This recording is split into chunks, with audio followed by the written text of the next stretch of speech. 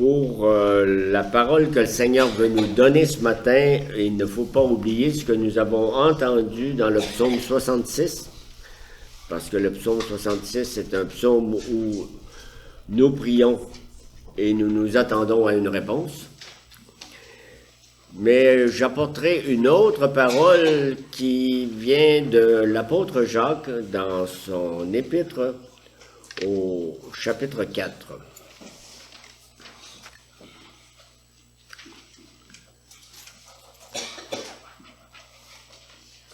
L'apôtre Jacques nous dit « D'où viennent les conflits et d'où viennent les luttes parmi vous? N'est-ce pas de vos passions qui combattent dans vos membres? Vous désirez et vous ne possédez pas. Vous êtes meurtriers et jaloux et vous ne pouvez rien obtenir. Vous avez des luttes et des conflits. Vous ne possédez pas parce que vous ne demandez pas. Quand vous demandez, vous ne recevez pas parce que vous demandez mal, dans le but de satisfaire vos passions. »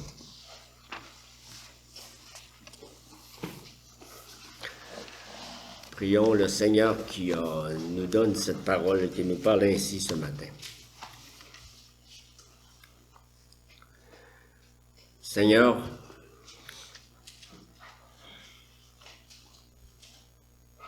avant notre prière, c'est ta parole. Notre prière est une réponse dans ce dialogue avec toi. Mais Seigneur, quand nous commençons souvent par la prière, nous attendons ta parole et elle ne vient pas. Seigneur, quel trouble en nous, tes enfants. Viens, Seigneur, parler à nos cœurs ce matin. Viens nous dire vraiment qu'est-ce qui se passe quand la communication entre toi et nous ne va pas comme nous le voulons. Nous te le demandons, Seigneur, en Jésus, par ton Esprit Saint. Amen. Écoutez bien cette belle musique. Je ne suis pas chanteur, mais l'Éternel est près de tous ceux qui font appel à lui. Il entend leurs cris et les sauve. Il entend leurs cris et les sauve. C'est pas beau, ça? Que c'est beau. Mais est-ce que ça se passe toujours comme ça? Est-ce que c'est toujours le cas? Le Seigneur réalise-t-il toujours nos souhaits? Est-ce qu'il nous entend? Est-ce qu'il nous écoute et nous exauce tout le temps? Vous savez bien que la réponse à ces questions, c'est non. Je retourne un peu dans l'histoire, dans notre histoire, comme peuple de Dieu. Je m'en vais dans le livre de Samuel, Samuel 14. Le roi Saül consulta Dieu. Est-ce que je devrais descendre derrière les Philistins? Les livreras-tu entre les mains d'Israël? Mais ce jour-là, il ne lui donna pas de réponse. Je vois encore dans le livre de Samuel, chapitre 28, Saül consulta l'Éternel, et l'Éternel ne lui répondit pas. Restez ici, là, même si ça semble pas très positif, la réponse. Pourquoi ça se passe comme ça? Parfois, nous n'avons pas de réponse à nos prières, à nous, les nôtres. Dieu ne répond pas. Comment ça se fait? Nos prières ne sont-elles pas exaucées? Qu'est-ce qui bloque l'exaucement? Quel est l'empêchement entre lui et nous? Dans le fond, on peut poser la question au Seigneur parce qu'il est bon. Il nous donne dans sa parole des raisons pourquoi nos prières ne sont pas toujours exaucées. Et si le Seigneur nous donne ces raisons, c'est pour nous aider à enlever les obstacles à l'exaucement de nos prières. Ce matin, nous allons faire le tour de 2 obstacles. Premier obstacle, c'est que nous ne demandons pas. Ça peut sembler étrange, mais l'épître de Jacques que nous venons de lire dit les choses très clairement à la fin du verset 2. du chapitre 4, vous ne possédez pas parce que vous ne demandez pas. Dieu ne nous répond pas à une prière que nous avons oublié de faire. Un serviteur de Dieu, M. Meyer, a dit « La grande tragédie de la vie n'est pas la prière non exaucée, c'est la prière non offerte. » Le problème, ce n'est pas le silence de Dieu, ce sont nos silences à nous. Vous ne possédez pas parce que vous ne demandez pas.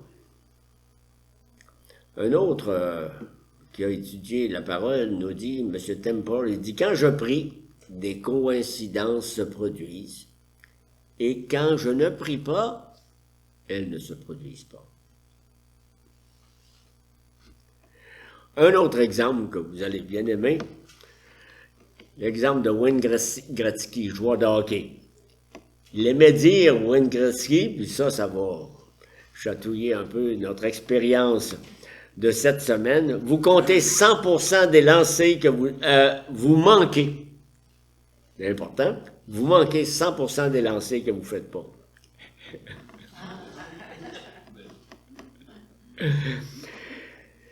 Si un joueur de hockey ne lance jamais vers le filet, ça aussi, ça vous rappelle des souvenirs, il ne compte jamais de but.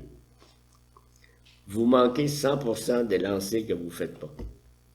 De même, vous ne serez jamais exaucé pour les prières que vous ne faites pas. Vous recevrez des choses, mais ce n'est pas des réponses à des prières. Il n'y a pas eu de prière. Donc, on va étudier un peu dans cette partie-là, pourquoi est-ce que nous ne demandons pas? Et il y a plusieurs possibilités, réponses. Il y en a qui disent, je ne prie pas parce que je ne sais pas comment faire. Bien sûr, si on est familier avec la parole de Dieu, on sait comment prier parce que le Seigneur nous dit comment le faire. Nous venons de lire le psaume 66. Ça devrait nous aider un peu. Et il nous donne de multiples exemples. Nous prions Dieu notre Père, au nom de Jésus, par l'Esprit. C'est le principe de base. Ils sont déjà en prière, ces trois-là ensemble, en communication trinitaire. Embarquons dans ce qui se fait, n'est-ce pas? Il y en a d'autres qui disent « Je prie pas parce que je me sens pas assez près de Dieu ». Il faut répondre ceci à cette excuse. Ceux qui ne prient pas parce qu'ils se sentent loin de Dieu, se sentent loin de Dieu parce qu'ils ne prient pas. Un serviteur de Dieu, M. Barnes, je prends un autre commentaire, il dit « Négliger la prière produit toujours un manque de foi, un manque d'amour et un manque de prière. Ne pas prier, c'est la cause fatale, inévitable de notre éloignement de Dieu et de nos chutes. Ne pas prier, c'est la cause fatale de notre éloignement de Dieu. Si l'absence de prière nous éloigne de Dieu, qu'est-ce que le retour à la prière va faire? Le retour à la prière va nous rapprocher de Dieu. Si tous ceux qui se plaignent de se sentir loin de Dieu se mettent à prier, imaginez. Imaginez quel changement extraordinaire va se produire. Si vous vous êtes éloigné de Dieu, revenez à lui dès aujourd'hui. Recommencez à prier aujourd'hui. Vous savez que dans notre esprit, on dit toujours « Ah, Dieu s'est éloigné, Dieu est loin. » Quand reviens. Mais il y a quelque chose des fois qu'on ne voit pas là-dedans. Ça se peut-il que ça soit lui, il est toujours là, il est toujours proche, puis que ça soit nous qui sommes éloignés. Je soulève une autre raison ou excuse que j'entends. Je ne prie pas parce que je suis trop occupé. C'est probablement la raison que vous savez que notre rencontre du dimanche, c'est la prière commune à Dieu. Et c'est peut-être une des raisons qui est donnée ce matin pour toutes les chaises vides. C'est une excuse pour ne pas prier qui est vraiment complètement inappropriée, c'est bien celle-là. Parce que nous avons 1440 minutes par jour, comme tous les êtres humains sur la Terre. Ces minutes sont le cadeau du Seigneur pour nous. Si nous prenons 60 minutes par jour pour prier, ça ne fait que 4% de notre journée. Si nous sommes tellement occupés que nous ne pouvons pas donner au Seigneur au moins 4% de notre journée pour le prier, nous sommes plus occupés que ce que le Seigneur attend de nous. Comme l'a bien dit M. Barnes, un autre serviteur de Dieu, combien facilement nous sommes pris dans les filets de Satan, qui veut qu'on coupe court à nos prières. Combien facilement nous négligeons ou abrégeons notre prière. Satan nous a complètement désarmés quand il nous garde trop occupés pour nous arrêter et prier. Vous savez, hein, Satan nous a désarmés. Vous savez, quand vous voyez des combats et tout ça, la première chose qu'on veut faire à l'adversaire, c'est on y enlève son revolver, on y enlève son épée, et là on dit, c'est gagné. Satan, il fait ça avec nous, quand il nous a enlevé la prière.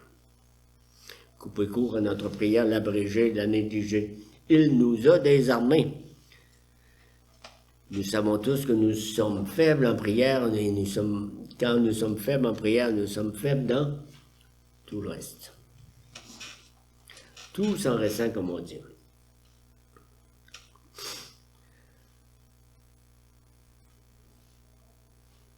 Il y en a d'autres qui disent, je ne prie pas. De façon ou d'une autre, ça ne fonctionne pas. Pourquoi prendre quelque chose qui ne fonctionne pas? La Bible nous enseigne que la prière est l'arme la plus puissante dans l'arsenal du chrétien. Je ne vais pas relire des textes que vous connaissez. La dernière chose que notre adversaire veut, c'est que nous servions de cette arme-là, que nous prions. Aussi longtemps que le diable peut nous faire croire que la prière ne marche pas, et donc aussi longtemps qu'il peut nous démotiver à prier, il a le dessus. Il a le dessus. On a une arme qu'on a plus, qu'on a cachée. Alors, est-ce qu'il faut donner des exemples que la prière fonctionne? Ouvrons notre Bible, demandez à Moïse, demandez à Josué, demandez à David, le roi David, demandez à Ézéchias, un autre roi, à Josaphat. J'ai les passages ici qu'on pourrait regarder ensemble, ça serait pour le reste de la journée. Demandez au prophète Jérémie, qui dit au chapitre 33, « Fais appel à moi et je te répondrai. » C'est la parole de Dieu. « Je te révélerai des réalités importantes et inaccessibles, des réalités que tu ne connais pas. » Demandez à Daniel. Vous vous rappelez, Daniel qui était dans un pays étranger, pris en exil et pris dans la fosse aux lions ou d'autres dans le feu. Toutes ces personnes vous répondront, « Bien oui, la prière, ça marche. » En passant, demandez donc à Jésus. Si la prière ne marchait pas, Jésus n'aurait pas consacré autant de temps, autant de nuits dans la prière. Nous nous confions en Jésus comme notre Sauveur. Est-ce que nous ne devons pas le croire quand il nous enseigne que Dieu répond aux prières? C'est lui qui nous a dit, Matthieu, chapitre 7, « Demandez, et l'on vous donnera. Cherchez, et vous trouverez. Frappez, et l'on vous ouvrira. » Tous ces enseignements-là commencent avec un verbe à l'impératif. Impératif, c'est de notre côté. Qu'avons-nous besoin de plus que ces paroles? Ça veut dire que si Dieu ne semble pas porter attention à nos prières, examinons-nous pour voir si nous prêtons attention à Dieu. Remettons au Seigneur tous les détails de nos vies, les petits, les grands. Un autre, M. Scriven, a dit comme commentaire, « Oh, quelle paix perdons-nous souvent, oh, quelle douleur inutile portons-nous, parce que nous n'apportons pas tout à Dieu dans la prière. » Deuxième obstacle à l'exaucement de nos prières. Dieu ne répond pas à nos prières quand nous chérissons le péché dans nos cœurs. Ça semble très gros à dire, là, mais chérir le péché, là, on verra. Nous avons lu tantôt le psaume 66, où le psalmiste lance un appel excitant à louer Dieu. Avec insistance, le psalmiste nous exhorte à célébrer la grande bonté de Dieu. Voilà un homme qui a confiance en Dieu. Il croit que lorsque les fidèles prient, Dieu entend et Dieu exauce. Regardons les 2 derniers versets de ce psaume, versets 19 et 20. Mais Dieu m'a exaucé. Il a été attentif à ma prière. Béni soit Dieu, car il n'a pas rejeté ma prière. Il ne m'a pas retiré sa bonté. Dieu m'a écouté. Quel bonheur que le bonheur de l'exaucement.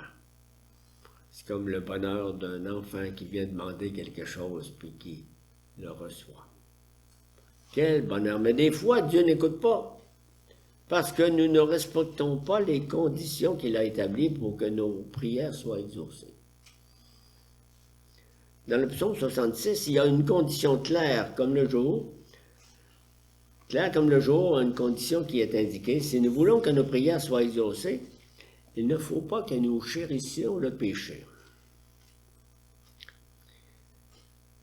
Nous lisons le verset 18. « Si j'avais eu l'injustice en vue dans mon cœur, le Seigneur ne m'aurait pas exaucé. »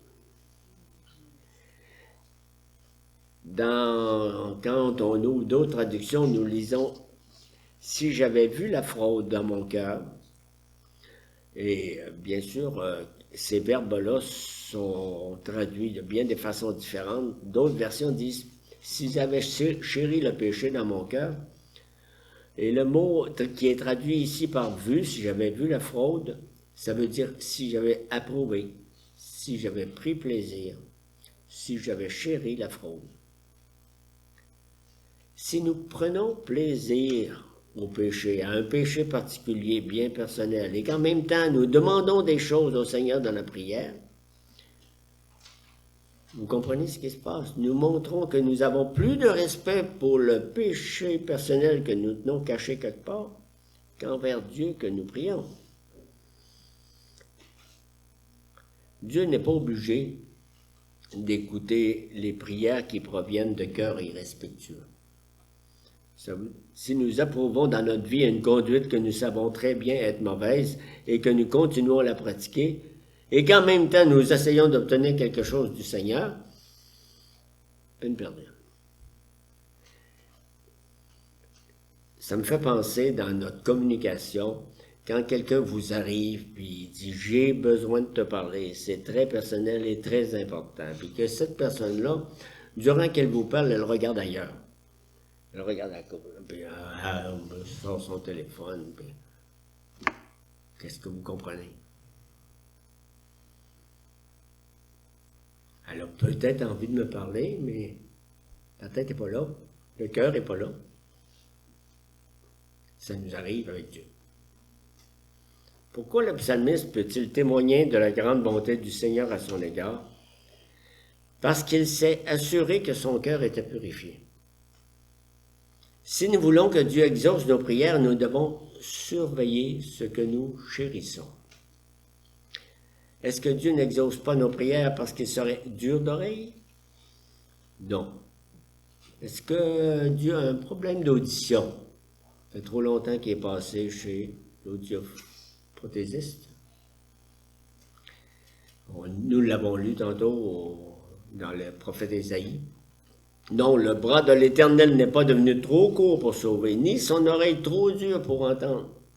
Mais ce sont vos fautes qui ont fait séparation entre vous et votre Dieu. Ce sont vos péchés qui vous l'ont caché et l'ont empêché de vous écouter.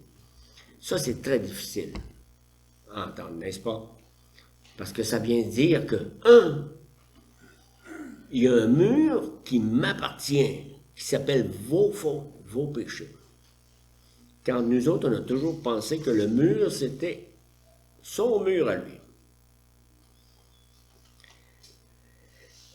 quand la communication avec le ciel est bloquée. Ça ne dépend pas de la ligne qui descend du ciel, mais de la ligne qui monte vers le ciel. C'est-à-dire que notre péché, c'est notre péché qui bloque la connexion. C'est notre péché entretenu qui cause de l'interférence dans la communication. Non, son oreille n'est pas trop dure pour entendre. Mais ce sont vos fautes qui font la séparation entre vous et votre Dieu.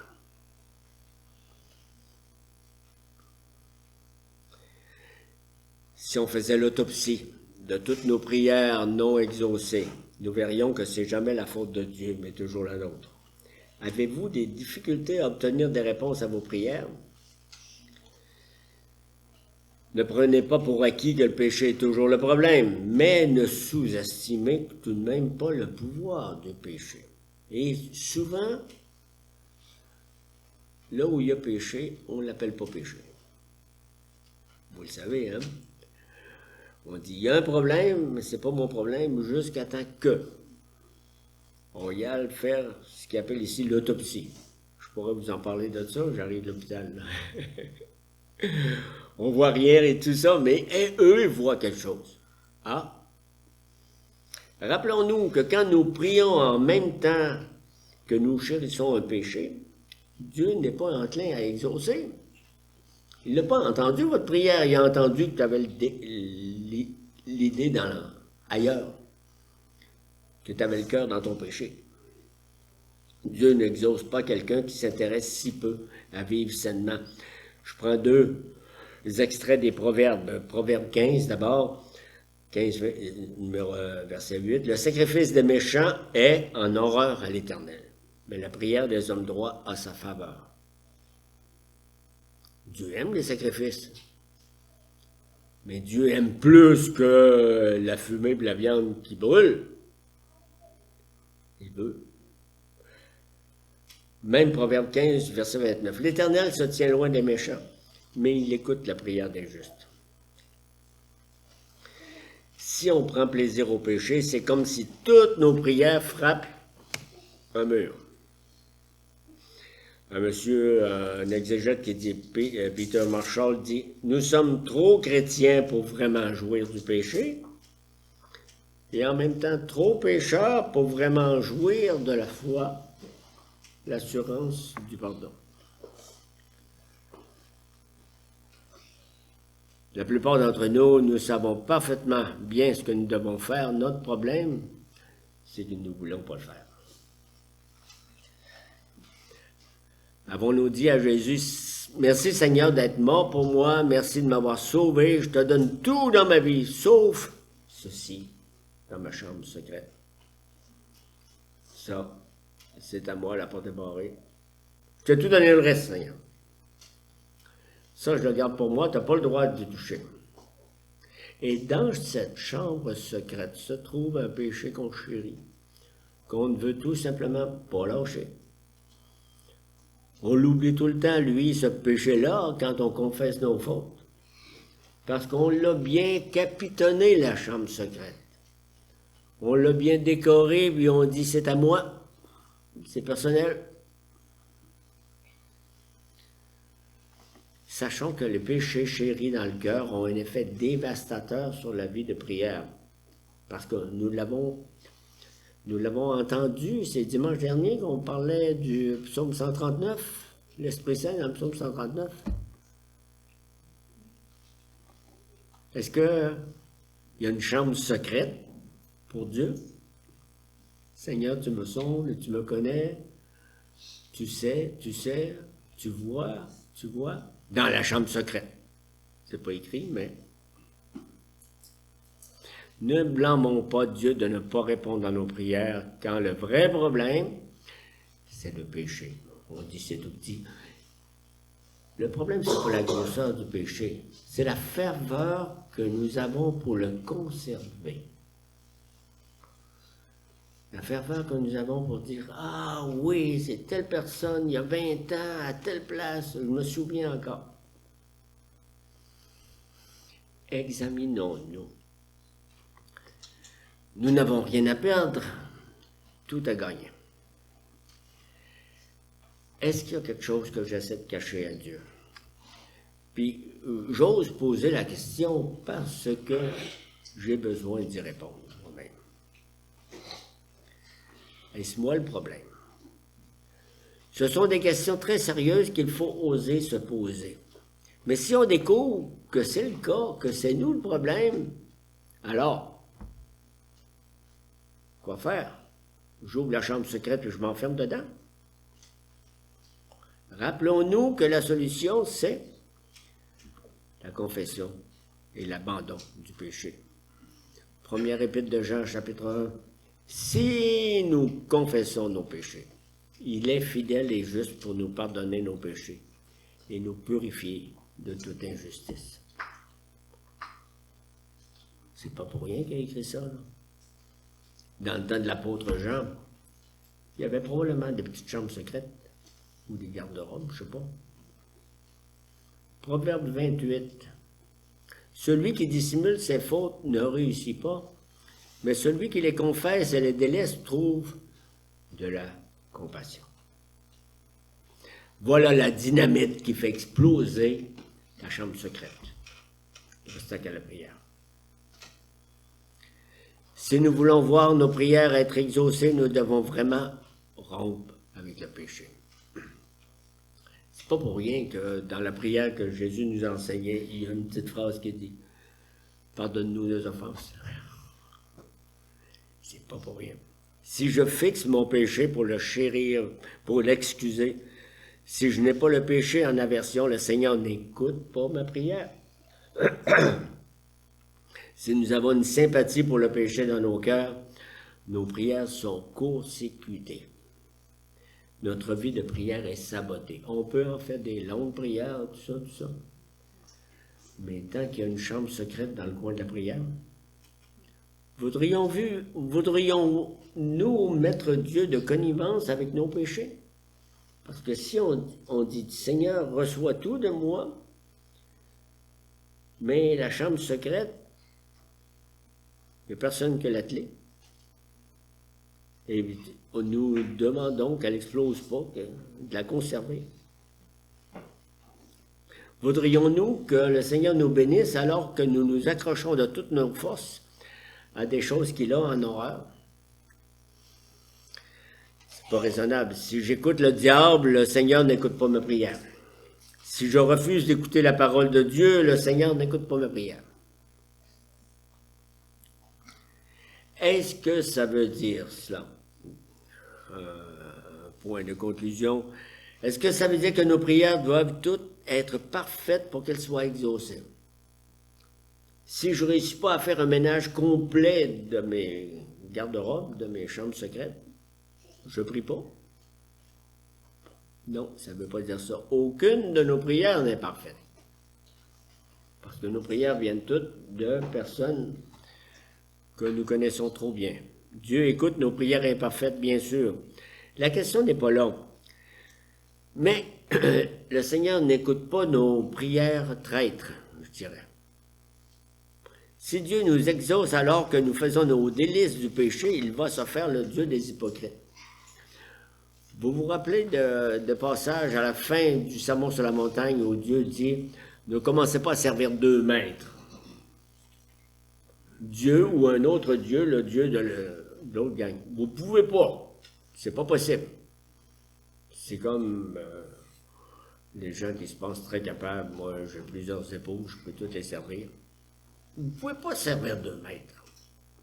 Et c'est ce qui arrive quand il y a du péché dans nos vies. Ce sont des prières traîtres. Dieu nous exauce alors que nous faisons nos délices du péché. Si il nous exauce nos prières traîtres, c'est qu'il va se faire le Dieu des hypocrites. Et Dieu ne fait pas ça. Il ne fait pas. La Bible dit que Dieu prend plaisir à la vérité dans le fond du cœur. Psaume 51. Et je pense à cette autre parole de l'Évangile, Jean chapitre 9. Nous savons que Dieu n'exauce pas les pécheurs, mais si quelqu'un honore Dieu et fait sa volonté, celui-là, il l'exauce. Et celui-là qui vient dire ça, c'est un pécheur qui vient d'être guéri. Il y a peut-être quelque chose dans votre cœur ou dans votre vie, dans ma vie, quelque chose dont vous êtes conscient et que vous savez ne devrait pas être là. Un attachement terrestre, injustifiable, une conformité aux slogans, aux pratiques du monde, des attitudes irréconciliables avec les principes chrétiens, une désobéissance qui persiste. Souvent, ça prend la forme de « on fait comme les autres », une attitude conforme avec notre temps, on dit, on est quand même, puis on ne s'aperçoit pas que c'est contre Dieu. Tant que cela n'est pas réglé, nos prières resteront inexaucées. Si on ne déborde pas la chambre secrète, il va rester un mur entre lui et nous. Notre mur. Amen.